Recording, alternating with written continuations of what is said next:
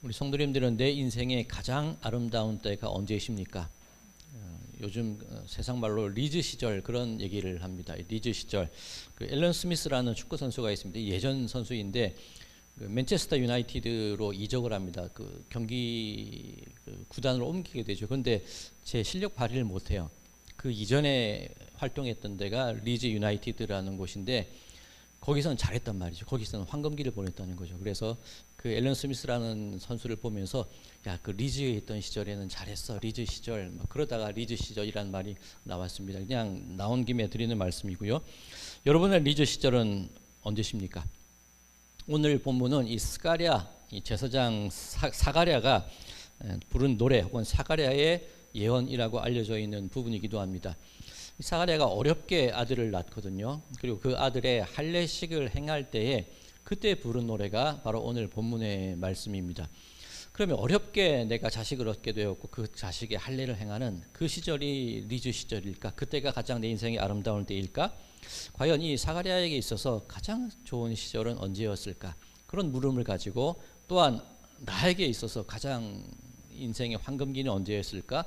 그런 생각들을 가지고 오늘 본문을 한번 바라봤으면 좋겠습니다. 이 사가랴 헤롯 시대의 제사장입니다. 아내의 이름은 엘리사벳으로 두 사람은 참 하나님 앞에 의로운 사람이었다. 그렇게 성경은 증언합니다. 그런데 늙어서도 나이가 많아서도 아직 자식이 없었다. 그렇게 성경이 이야기하고 있습니다. 자, 그러던 중 이 사가랴가 이 제사장의 반열을 따라서 성전에서 성소에서 하나님께 분향하는 일을 하고 있었다. 그 이 오늘 이야기의 배경 얘기가 쭉 그렇게 성경에서 나옵니다. 근데 이 부분 잠깐 설명을 드려야 되는데 이 제사장의 반열이라는 게 뭐냐면 일종의 조를 짠 거예요. 근무조, 제사장의 근무조를 짜서 자기가 맡은 날짜에 가서 성전에서 일을 하는 겁니다. 그 근무조 중에서 하나님께 이 향을 올려드리는 분향하는 그런 일을 맡았다는 것이죠. 그런데 이 제사장의 역할들이 언제 체계화되냐면 다윗 왕 때에 그 모든 제사장의 반열, 레위인의 반열, 제사장의 어떤 근무조와 그런 구조들이 조직들이 다 완벽하게 정리가 됩니다. 다윗이 성전을 짓고 싶었지만 하나님이 허락을 하시진 않으셨잖아요. 그래도 다윗이 뭐 성전 지을 재료도 준비하고 제사장들의 그런 역할들을 다 미리 체계를 다 잡아놨어요. 이게 이 역대상 24장에 나오는 내용이기도 한데 다윗 시대에 활동했던 제사장이 몇 명쯤인 줄 아십니까? 많이 있었을 것 같죠. 24,000명이 활동을 했습니다. 생각보다 많죠. 그러면 그 24,000명을 24반열로 나눴습니다. 24개 조로 나눴다는 얘기입니다. 그러면 한 조에 몇 명입니까? 1000명씩 활동을 하죠. 그러면 쉽게 생각해서 제가 그냥 쉽게 말씀을 드려서 일주일에 한 조씩 근무를 하다 보면 1년에 그 전체 24반열이 돌아가게 되는 겁니다. 그 1000명이 제사장이 성전에서 일을 해야 되는데 업무 분장이라고 그러죠. 누구는 어떤 일을 하고 누구는 어떤 일을 하고 어떻게 나누냐면 제비를 뽑습니다. 그래서 제비 뽑은 사람들이 뽑힌 사람들이 각자 맡은 곳에서 하나님의 일을 하게 되는 겁니다. 근데 물론 그 성전에서 일하는 모든 그 분야들이 모든 직임들이 다 중요하고 소중하겠지만 제사장들이 바라는 가장 좋은 일이 무엇이었냐면 하나님께 분향하는 일이에요. 성소에 나가서 하나님께 향을 올려드리고 얼마나 거룩하고 얼마나 하나님과 마주칠 수 있는 얼마나 귀한 때입니까? 그런데 제가 한번 계산을 해봤어요. 제사장이 다윗 시대 24,000명이 있었다고 말씀을 드렸습니다. 자, 1년 365일 매일 이 누군가를 뽑아서 일을 했을 텐데 24,000명의 제사장이 모두가 그 분향하는 일을 한 번씩 해보려면 과연 얼마가 필요할까? 그것을 한번 제가 쓸데없이 한번 계산을 해봤어요. 자, 365 곱하기 65년을 계산하면 23,725명인가가 나와요. 그러면 적어도 다윗 시대에 활동했던 제사장 중에서 가장 하고 싶은 성소에서 분향하는 일을 하려면 65년을 기다려야 평생을 기다려야 한번 그 기회가 올까 말까 한 그 중요한 일이라는 겁니다. 근데 오늘은 헤롯 시대지요. 다윗 시대가 아닌데 이 헤롯 왕이 이두메인입니다. 에서의 후손. 혈통적으로 유대인은 유대인인데 반쪽짜리 유대인이라서 컴플렉스를 가지고 있습니다. 그래서 성전을 막 지으려고 하고 유대인들이 환심을 사려 하고 그 모든 성전의 제도들을 정비하지 않습니까? 그럼 못해도 다윗 시대와 버금가는 그런 제사장의 조직을 만들었을 거란 말이죠. 그럼 지금 사가랴가 성전에서 분향하고 있었다라고 되어 있는데 이거 대단한 일입니다. 일생에 한 번 올까 말까한 그 기회를 지금 이 사가랴가 붙잡은 거예요. 내 인생의 리즈 시절을 지금 보내고 있다는 그 얘기입니다. 자, 그런데 그때 천사가 나타나서 이 사가랴에게 말하기를 네가 이제 아들을 낳을 거야. 그 아들이 백성들을 하나님께로 인도할 그분을 기다리는 준비 상태가 되도록 네 아들이 준비시킬 거야. 그 말씀을 하십니다. 그런데 사가랴가 좀 반응이 시원찮아요. 내가 나이가 많은데, 그리고 내 아내도 나이가 많은데 그럴 수 있겠습니까? 천사의 말을 받아들이지 않는다는 거죠. 아마 그런 것도 있을 것 같아요. 내가 일생에 한번 올까 말까 리즈 시절을 제가 보내고 있는데 나 이제 죽어도 여한 없어. 자식 없는 거 그것도 내 일생의 소원이기는 했는데 나 이제 이 귀한 일을 맡았으니 내가 가장 리즈 시절을 보내고 있으니 그 또 다른 나의 바램들 그게 아마 작게 느껴졌을 수도 있을 것 같아요. 이건 그냥 제 혼자만의 생각입니다. 어쨌건 아들을 낳을 것이라는 그 천사의 말을 가벼이 여기게 되었을 때 천사가 그 사가랴에게 네가 그렇다면 아들을 낳을 때까지 말을 하지 못하게 될 거야. 그 얘기를 합니다. 그러니까 10달 동안 입이 닫히고 혀가 굳어서 그 아이가 태어날 때까지 이 사가랴 제사장이 말을 못하게 됩니다. 인생의 리즈를 보내고 있는데 인생의 가장 아름다운 황금기를 보내고 있는데 그런 일이 갑자기 닥쳐버리게 된 겁니다. 자, 이 이야기는 잠깐 접어두고 이제 그 사가랴의 그 부인 엘리사벳에 대한 이야기를 한번 드려볼까요? 이 당시 여인에게 있어서 자식이 없다는 것, 특별히 아들이 없다는 것 정말 비참한 상황입니다. 하나님께서 나를 버리셨어. 하나님께서 나의 태를 닫아버리셨어. 그런 상태가 되는 거죠. 이 사무엘 엄마 한나가 그랬지 않습니까? 막 희롱당하고 무시당하고. 그런데 내 일생의 소망, 자식이 없어. 요즘 우리말로 이번 생은 망했어. 그렇게 살아가고 있었는데 아이를 가지게 된 거예요. 그러면 이 엘리사벳에게 있어서도 인생의 황금기, 인생의 가장 아름다운 리즈 시절을 지금 보내게 되었다는 겁니다. 그런데 오늘 말씀을 가만히 읽다 보면 이 엘리사벳이 5달을 숨어 지냈다 그렇게 되어 있습니다. 자, 지금 우리의 기준으로 생각하시면 안 돼요. 지금 우리의 기준으로는 야, 내가 60이 넘었는데 애를 뱄어. 난 부끄러워서 숨어야지. 그런 개념이 아닌 겁니다. 이때 엘리사벳이 고백한 내용들을 가만히 읽어보면 하나님께서 드디어 나의 부끄러움을 풀어주셨구나. 사람들로 하여금 나의 부끄러움을 잊게 만드셨구나. 그런 고백을 합니다. 그러면 엘리사벳의 고백 속에서도 내 인생의 리즈 시절이 왔습니다. 그 얘기가 되는 거예요. 그런데 왜 5개월을 숨어 지냈을까? 예수님과 이 사가랴의 아들이 세례 요한이 됩니다. 예수님과 세례 요한의 나이 차이가 6개월이 나요. 세례 요한이 6개월 형입니다. 그런데 이 엘리사벳이 임신을 하고 5개월이 있다가 천사가 마리아에게 또 나타나죠. 네가 아들을 낳을 것이니 처녀가 잉태하여 아들을 낳을 것이니 이름을 예수라 하라. 임마누엘이라 하라. 그 일이 벌어지는 겁니다. 그러면서 이 천사가 마리아에게, 예수의 어머니 마리아에게 네 친족 엘리사벳도 아이를 가졌어. 그 귀띔을 해줍니다. 그 얘기를 듣고 마리아가 처녀가 임신한 몸을 이끌고 그 먼 길을 가서 엘리사벳을 만나게 돼요. 그 기간이 이제 5개월이 걸리게 되는 겁니다. 자, 그러면 이 세례 요한의 삶의 의미가 어디서 생기냐는 거예요. 지금 이 엘리사벳에게 있어서 내 인생의 리즈 시절은 지금 시작됐는데 진짜 리즈 시절은 5개월이 지나고 6개월째 되는 때에 예수님을 잉태한 마리아가 왔을 때 그제서야 이 엘리사벳이 자기의 임신한 그 모습과 존재를 세상에 드러내게 되죠. 그러면 내 아들 세례 요한의 삶의 의미가 어디에 있느냐? 6개월 형이긴 하지만 예수님의 그 길을 준비하는 역할을 세례 요한이 맡고 있구나. 그것을 이렇게 표현하는 장면이라고 볼 수가 있는 겁니다. 그냥 참고하시라고 말씀을 드리는 겁니다.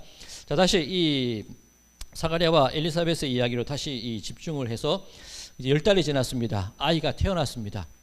이제 아이의 이름을 짓고 할례식을 행해야 되는데 문중 어른들이 다 모였겠죠.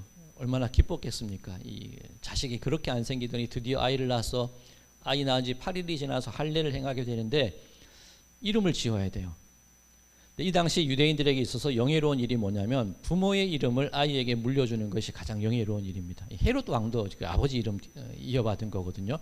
그러니 문중 어른들이 야, 아버지의 이름을 따서 사가랴라 지으면 좋겠다 그러는데 애 엄마가 엘리사벳이 이름을 요한이라 짓겠습니다. 그 얘기를 합니다. 그러니 문중 어른들이 우리 집안에 그런 일은 없어. 어디 요한이란 이름? 우리는 그런 이름을 쓴 적도 없어. 발끈하지요. 그때 이 10개월간 입이 닫혀 있던 사가랴에게 서판을 가져다 줍니다. 쓸 수 있는 그 판을 하나 가져다 줘요. 그때 이 사가랴 제사장이 아이의 이름은 요한이라. 그것을 쓰자마자 그의 입이 열리고 혀가 풀리게 됩니다. 그 이후에 그 순간 부른 찬양과 그 순간 말을 한 그 내용이 바로 오늘 우리가 읽은 이 본문의 내용이라고 할 수가 있습니다. 자, 그럼 잠깐 정리해 볼까요? 내 인생의 리즈 시절, 내 인생의 가장 아름다운 시절이 언제일까? 내가 일평생 한 번 올까 말까한 그 기회를 붙잡았을 때, 뭐 직장 생활을 하시거나 사업을 하시는 분들, 내 일생에 올까 말까한 최대의 실적을 낸 날이에요. 올까 말까한 최대의 급여를 받은 날이라고 생각하셔도 되는 겁니다. 그때가 내 인생의 리즈 시절일까? 아니면 그렇게 바라던 자식을 얻을 때가 리즈 시절일까? 사람들이 나를 무시하고 사람들이 나를 조롱했는데 그 모든 무시당함을 한 번에 씻을 수 있는 그날이 내 인생의 리즈 시절일까? 내 자녀가 있는데 내 자녀의 앞길이 정해지고 그 아이의 미래의 모습이 확정되는 그 시간이 리즈 시절일까? 지금 그 모든 순간을 이들이 지금 다 보내고 있는 겁니다. 그럼 언제가 그 인생의 가장 아름다운 때일까? 우리 성도님들의 경우에 한번 생각해 보시기 바랍니다. 내 인생의 가장 아름다운 때는 그때였어? 아니면 아직 안 왔다고 기다리고 계시지는 않습니까? 그때가 언제냐는 거죠. 자, 그런데 오늘 본문 말씀을 가만히 읽어보면 지금 이 사가랴가 10달 동안 말을 하지 못하다가 입이 열렸잖아요. 그러면 그 첫 마디가 뭐가 되어야 할까요? 와, 드디어 말할 수 있게 됐다. 아니면 와, 내 자식이 태어났네. 아니면 내 인생의 리즈 시절에 관한 그 이야기들 내가 하나님께 분향했어. 내 자식의, 내 자녀의 인생 경로가 정해졌어. 그런 얘기들을 할까? 그런데 의외의 이야기를 합니다. 내 리즈 시절에 대한 이야기를 하고 있는 게 아니라 전혀 예상하지 못한 이야기를 하고 있습니다. 자, 오늘 본문 68절에서 71절까지입니다. 찬송하리로다 주 이스라엘의 하나님이여 그 백성을 돌보사 속량하시며 우리를 위하여 구원의 뿔을 그 종 다윗의 집에 일으키셨으니 이것은 주께서 예로부터 거룩한 선지자의 입으로 말씀하신 바와 같이 우리 원수에게서와 우리를 미워하는 모든 자의 손에서 구원하시는 일이라. 10개월 만에 입이 열렸는데 처음 고백한 내용이 뭐냐면 하나님을 찬양하리로다. 우리를 구원하실 그 다윗의 집안에서 구원의 뿔이 나셨구나. 그 얘기를 하고 있는 거예요. 자, 이 구원의 뿔이라는 것이 유대인들에게 어떤 의미를 가지고 있냐면 어떤 권위, 권력, 힘 그런 것을 상징합니다. 그런데 단순히 어떤 내가 힘이 있어 그런 의미라기보다 이 성전에 있는 그 번제단에 보면 내 귀퉁이에 뿔이 있거든요. 제물을 잡았을 때 그 뿔에 피를 바릅니다. 이게 속죄의 의미를 가지고 있습니다. 그리고 피를 발랐을 때 하나님이 우리를 용서해 주시는 어떤 긍휼과 자비의 의미를 가진 게 뿔입니다. 그리고 만약 누군가 어떤 살인을 저질렀거나 큰 죄를 저질렀을 때 제단 뿔을 붙잡으면 그 순간 그 사람에게 다시 한번 기회가 주어집니다. 뭐 일종의 그 뭐라 그럴까요? 도피처가 되는 거죠. 피난처가 되는 겁니다. 뭐 그렇다고 뭐 고의로 살인했는데 다 용서받는다 그런 의미는 아니고 그 뿔을 잡는 그 순간 다시 한번 내 인생에 기회가 찾아오는 거예요. 그 뿔이라는 게 그런 의미를 가지고 있습니다. 예수 그리스도의 구원의 뿔이 우리에게 주어졌는데 그 자비와 용서와 긍휼과 은혜 그리고 다시 한번 우리 인생에 내 인생에 기회를 주시는 그분이 바로 예수님이십니다. 그분을 찬양합니다. 그 말을 사가랴가 입을 열자마자 터뜨리고 있다는 거예요. 자, 그 다음 구절을 보면 72절에서 75절까지입니다. 우리 조상을 긍휼히 여기시며 그 거룩한 언약을 기억하셨으니 곧 우리 조상 아브라함에게 하신 맹세라. 73절까지만 제가 읽을게요. 그러면 그 다윗의 자손에게서 나는 구원의 그 이유가 어디서부터 비롯되었냐면 하나님께서 아브라함에게 약속하신 거기서부터 비롯되었습니다. 그 얘기를 합니다. 즉 하나님의 약속 때문에 예수님이 오신다는 얘기죠. 그러면 이 아브라함에게 하신 약속이 뭡니까? 내가 너를 복을 주겠어. 네가 모든 민족의 복의 근원이 되겠어. 모든 민족이 너로 말미암아 복을 누리게 될 거야. 그 얘기를 하시고 그 얘기를 지금 하고 있다는 거죠. 자, 아브라함 제가 몇 번 말씀드렸는데 인류 구원 프로젝트의 시작이 아브라함입니다. 사람을 물로 심판해도 홍수로 심판해도 안 바뀌어요. 여전히 그들은 바벨탑을 쌓고 낮낮 달신을 섬기는 것이 그들의 모습이었죠. 이것들을 죽여 살려 말아 어떻게 해야 돼? 하나님이 포기하시는 게 아니라 그 우상 숭배가 가장 심했던 그 메소포타미아 한가운데에서 아브라함을 이끌어내시면서 그로부터 예수님에게까지 이르는 인류 역사를 통해서 하나님이 이들을 사랑하신다는 그 모습을 보여주시는 거예요. 구원의 역사를 이제 시작하시는 겁니다. 그 약속 때문에 우리를 버리고 우리를 죽이고 우리를 멸하지 않는 하나님의 그 약속 때문에 우리가 지금 예수님의 그 구원의 소망을 이렇게 누리고 그것을 제가 감사하고 있습니다. 사가랴가 그 노래를 부르고 있다는 겁니다. 자, 그런데 제가 이번 설교를 준비하면서 그런 생각을 한번 해봤습니다. 우리 하나님께서 그 마음이 채워지지 않는 그리움을 가진 분이 아니실까, 그런 생각을 한번 해봤어요. 이거 조금 주의 깊게 들으셔야 되는 겁니다. 마음에 결핍이 있고 부족함이 있고 완전하지 못한 상태다, 그런 말씀을 드리려는 게 아닙니다. 하나님의 본성 자체가 늘 누군가와 함께 있고 싶어 하시고 누군가와 동행하고 싶어 하시고 누군가와 이 얘기 나누고 싶어 하시고 함께 살아가고 싶어 하시는 그 마음이 하나님의 본성이 아니실까, 그 생각을 하게 된다는 거예요. 자, 그렇지 않고서야 이스라엘 역사를 가만히 살펴보면 또 죄짓고 또 되짓고 똑같은 일이 반복됨에도 불구하고 하나님이 용서하고 기다리고 덮어주시고 또 기회를 주시지 않습니까? 이게 해석이 안 돼요. 풀리지 않아요. 그런데 만약 하나님의 마음 가운데 해결되지 않는 그리움 때문에 늘 사람을 찾으신다는 그런 가정을 한번 해본다면 이게 얘기가 되거든요. 그죠? 우리를 바라보시는 하나님의 그 마음이, 하나님의 그 마음, 우리와 대화하고 나누고 싶은 그 마음이 있기 때문에 그토록 우리를 바라시는 게 아닐까, 그런 생각을 한번 해보게 된다는 거죠. 자, 요거 잠깐 또 덮어놓으시고 계속 이어가겠습니다. 이 사가랴의 노래 계속 이어볼게요. 그 다음 이어지는 9절 76절에 가서야 그제서야 자기 아들 얘기를 합니다. 76절 77절 이 아이여 내가 지극히 높으신 이의 선지자라 일컬음을 받고 주 앞에 앞서가서 그 길을 준비하여 주의 백성에게 그 죄사함으로 말미암는 구원을 알게 하리니. 이제 내 자식 낳은 얘기가 이제 나오는 겁니다.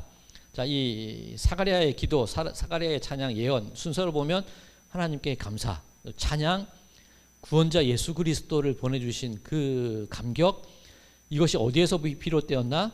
옛적 아브라함에게 하신 약속이 있기 때문에 그 약속을 이루기 위해서 이제 내 자식이, 내 자녀가, 세례 요한이 그 일을 위해 준비하는 자로 쓰이게 됐습니다. 이게 이 사가랴의 노래의 전체의 흐름입니다. 그러면 내 인생의 리즈 시절, 내 인생의 가장 아름다운 때를 이야기해야 된다면 내 자식 얘기를 하는 것도 아니고 내가 일생에 한번 올까 말까 분양한 것 얘기한 것도 아니고 내 부인이 아들 낳은 것 얘기한 것도 아닙니다.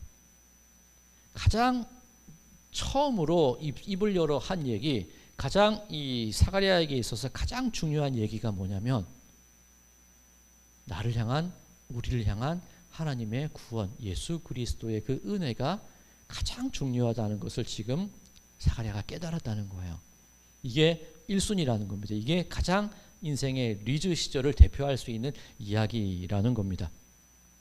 자, 이제 이 앞서 하나님의 본성, 누군가를 향한 그리움이시지 않으실까, 그 얘기에 대해서 한번 계속 이야기를 한번 이어가 보겠습니다. 오늘 우리가 누가복음 1장을 주요 본문으로 택해서 읽고 있는데 등장인물들이 많이 나옵니다. 사가랴도 있고 엘리사벳도 있고 예수님의 어머니 마리아도 있습니다.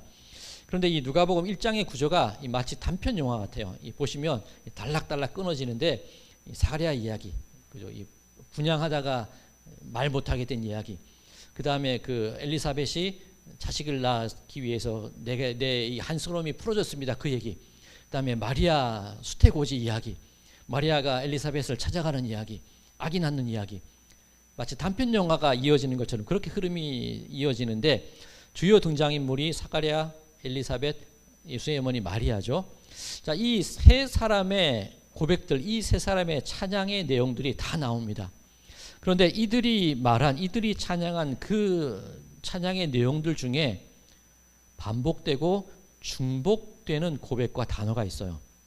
자, 그 단어가 무엇일지 한번 잘 들어보시기 바랍니다. 어떤 단어가 강조되고 어떤 단어가 반복되고 있는지 한번 잘 들어보시기 바랍니다. 자, 우선 이 엘리사벳의 고백입니다. 25절.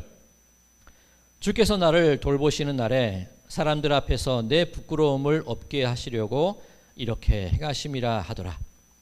자, 그 다음 예수의 어머니 마리아의 찬가, 마리아의 고백입니다. 48절.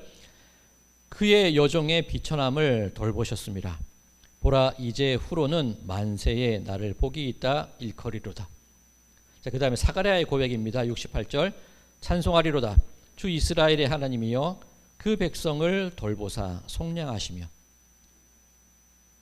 각기 시간도 다르고 공간도 다르고 사람도 다른 이 세 사람의 고백 속에 공통되게 반복되는 단어가 있었죠. 어떤 단어인지 아십니까? 그 부분만 다시 읽어드리겠습니다. 주께서 나를 돌보시는 날에 여종의 비천함을 돌보셨습니다. 그 백성을 돌보사. 다른 사람이 다른 시간과 다른 공간에서 각자 마음의 감사의 제목을, 감사의 내용을 찬양하고 있는데 돌보사, 돌보사, 돌보사. 하나님이 나를 어떻게 돌보셨는지에 대한 이야기가 나온다는 거예요. 자, 그런데 이 돌보다는 단어가 또 나옵니다. 우리가 가진 이 개역개정 성경, 한글 성경은 다른 단어로 번역이 되어 있는데 이 68절 사가랴가 말한 이 돌봄과 똑같이 돌봄이라고 해석될 수 있는 단어가 또 있습니다. 78절, 79절 제가 읽겠습니다. 이는 우리 하나님의 긍휼로 인함이라. 이로써 돋는 해가 위로부터 우리에게 임하여 어둠과 죽음의 그늘에 앉은 자에게 비치고 우리 발을 평강의 길로 인도하시리로다 하니라. 자, 이 중에서 돋는 해가 위로부터 우리에게 임하여. 임하다라는 단어가 돌본다는 단어예요. 그러면 누가복음 1장에만 해도 돌본다는 단어가 4번이나 반복되고 있는데 하나님의 돌봄이 어떤 돌봄이냐면 그 원격, 요즘 원격 시대 아닙니까? 그 병원 가지 않아도 진료도 원격으로 합니다. 저도 이 내과 같은 데는 원격으로 진료를 받습니다. 그런데 하나님의 돌봄이 어떤 의미가 있냐면 임하여 돌보신다는 거죠.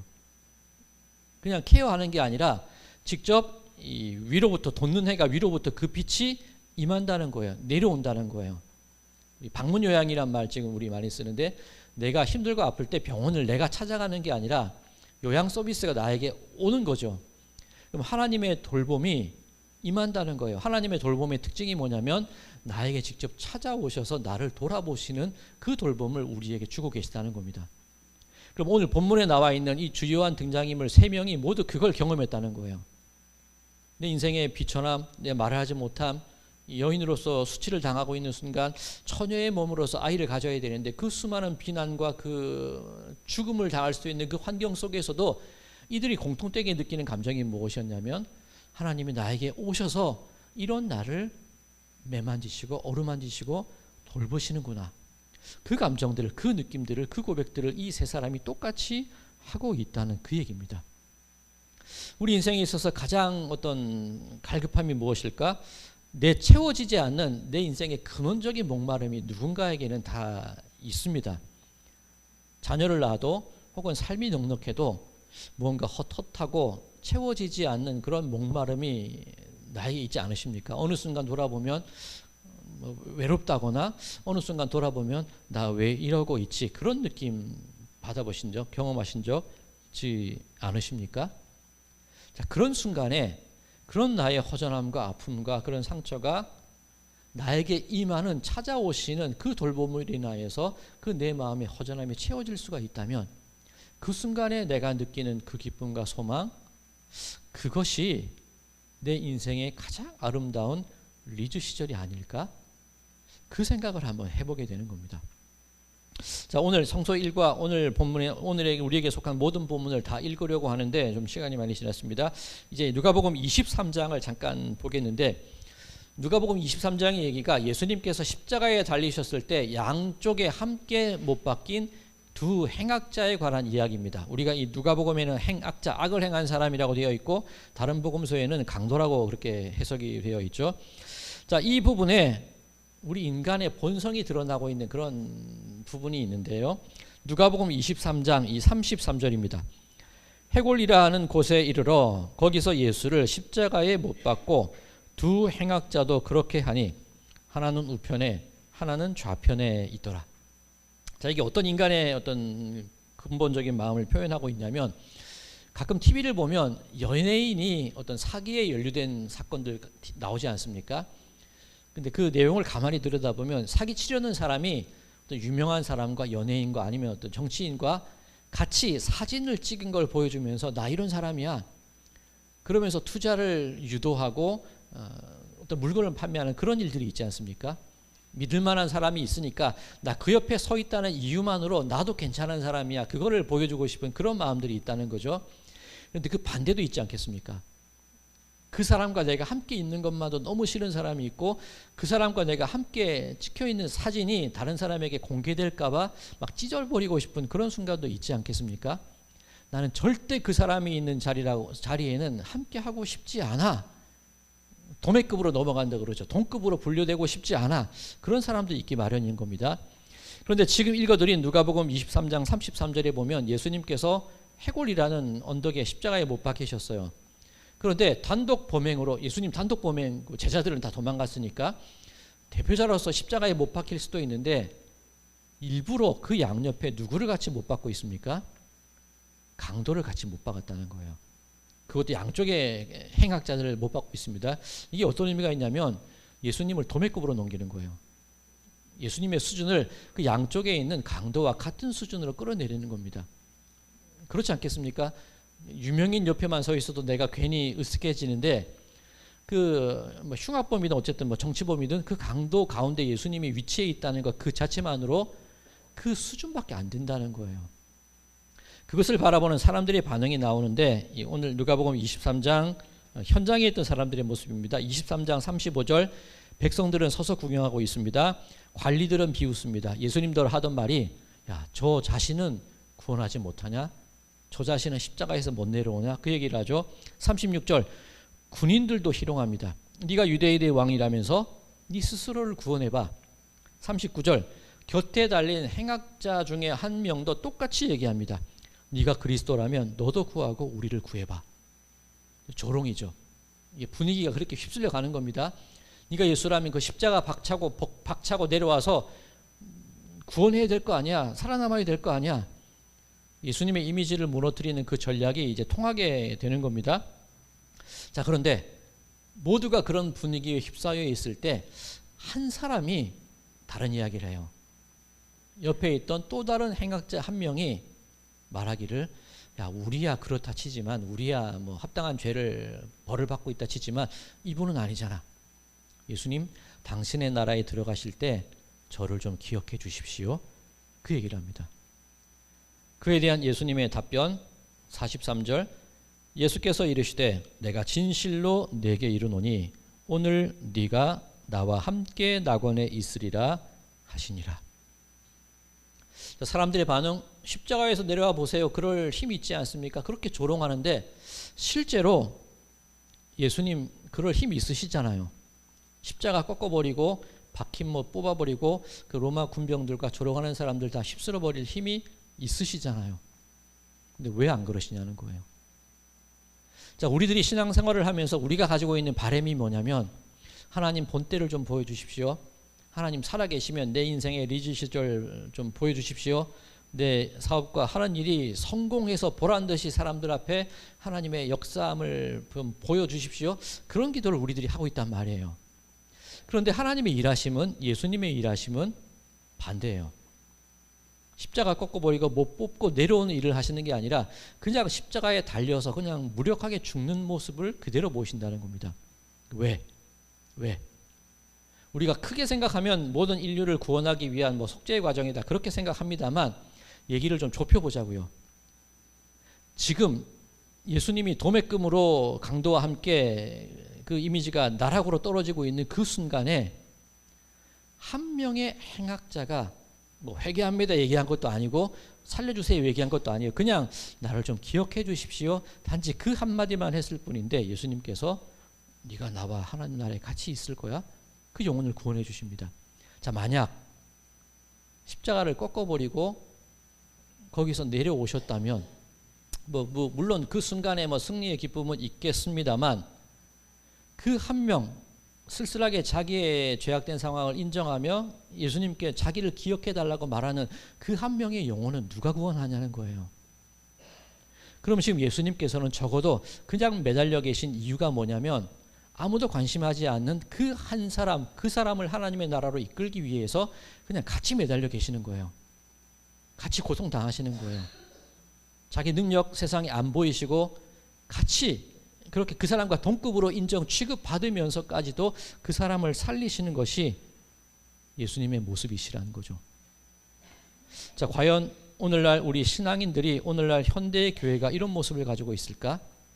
저는 아니라고 생각해요. 우리 교회들이 하는 생각이 그거 아닙니까? 우리가 얼마나 힘이 있는지 세상에 한번 보여줍시다. 우리가 얼마나 사람들을 동원할 수 있는지 한번 보여줍시다. 늘 교회들이 하는 게 그거예요. 서명운동, 몇만 명, 몇천 명 모이는 것. 우리의 힘을 모아서 얼마나 이 나라의 경제와 정치에 우리가 관여할 수 있는지 보여줍시다. 이거 예수님 방법 아니잖아요. 예수님은 한 명을 얻기 위해서 그냥 십자가에 달려서 그와 함께 부끄러움을 경험하는 게 예수님의 구원의 방법이라는 거예요. 그게 임하여 돌보는 거예요. 오늘 본문에서 임하사 돌보시는 그 한 사람의 소중함 때문에 기꺼이 자기의 이미지까지 꺾어가면서 그에게 임하고 그와 함께 있고 그를 돌보고 그를 살려내는 구원해내는 그 모든 과정이 예수님의 구원 프로젝트의 가장 중심에 있다는 겁니다. 이게 임하여 돌보는 거예요. 자, 오늘 보면 예레미야 23장도 그냥 다 보겠습니다. 예레미야 23장의 얘기가 그거예요. 하나님께서 목자를 세우셨는데 지도자와 왕들을 세우셨는데 백성들을 돌보라고 양떼를 돌보라고 세웠는데 이들이 안 해요. 자기들의 힘을 과시하고 자기 배불리려고만 하니까 그 결과가 뭐냐면 백성들이 양들이 바벨론으로 끌려가고 잡혀가고 흩어지고 그 어려움을 당하는 게 백성들의 모습이라는 겁니다. 자, 그때 예레미야를 통해서 하신 말씀이 내가 그렇다면 그 거짓된 목자들 말고 내가 새로운 한 목자를 보낼 텐데 그 목자가 하는 일이 무엇이냐? 예레미야 23장 3절에서 4절입니다. 내가 내 양떼에 남은 것을 그 몰려갔던 모든 지방에서 모아 다시 그 우리로 돌아오게 하리니 그들의 생육이 번성할 것이며 내가 그들을 기르는 목자들을 그들 위에 세우리니 그들이 다시는 두려워하거나 놀라거나 잃어버리지 아니하리라. 여호와의 말씀이니라. 예수님의 역할이 뭐냐면 흩어진 양떼들, 쫓겨간 양떼들, 삶의 터전을 잃어버린 그들을 찾아서 하나하나 돌아오게 하겠다는 거예요. 그들을 우리로 모으시겠다는 겁니다. 그들의 삶을 기억하고 그들에게 임하여서 그들을 돌보시겠다는 거, 이게 바로 예레미야 23장이 우리에게 주시는 말씀이에요. 그러면 성서 일과에 따른 오늘 본문, 모든 본문이 공통되게 의미하는 게 뭐냐면 우리의 리즈 시절, 내 인생의 최대의 때가 언제이냐? 내가 가장 어렵고 내 마음이 가장 허탄하고 내가 가장 인생의 나락에 처해 있을 때 너 왜 그러고 있어? 내가 여기 있잖아. 내가 너와 같이 똑같은 모습으로 그 자리에 있잖아. 그러니 걱정하지 말고 돌아와야지. 걱정하지 말고 힘내야지. 그 하나님의 그 인간에 대한 그리움, 우리에 대한 그 애틋함, 그 마음이 표현되고 그것을 내가 경험하는 그 순간이 내 인생의 가장 아름다운 때가 아닐까. 오늘 이 본문들을 통해서 그런 내 인생의 리즈 시절을 한번 꿈꿔보게 된다는 겁니다. 자, 어떠십니까? 인생의 리즈 시절, 인생의 가장 아름다운 때 이미 지내셨습니까? 내 인생의 최고의 실적을 낸 날, 내 소망이 이루어진 날, 내 부끄러움이 사라진 날, 내 인생의 계획과 목표가 올바로 세워진 날, 그날이 가장 기쁜 날일지, 그날이 가장 아름다운 날일지, 아니면 내 인생의 가장 밑바닥에 있는 그 순간에도 나와 함께 있는 그분을 발견하는 그 순간이 가장 아름다운 순간일지 한번 우리 성도님들의 삶 속에서 가만히 돌이켜보시고 가만히 곰곰이 생각해 보시기 바랍니다. 그런데 바라기는 나를 내버려 두지 않으시는 그분의 손길과 나와 함께 하시는 그분의 동행하심, 그것을 가장 아름다운 때라고 고백할 수 있다면 그것이 우리의 신앙생활의 가장 가장 뭐라 그럴까요? 기본이 되고 본이 되고 기쁨이 되는 순간이 아닐까, 그런 권면을 드려봅니다. 나를 기억하시는 분, 기다리는 분, 늘 내 위치에서 함께 계시는 분, 그분을 소망하시고 그분을 기대하시면서 그렇게 이 대강절의 시간을 준비해 가시고 그렇게 우리 성도님들의 삶을 다시 한번 용기 내어 살아가 보시는 우리 모든 분들의 삶이 되시기를 주님의 이름으로 간절히 축원드립니다.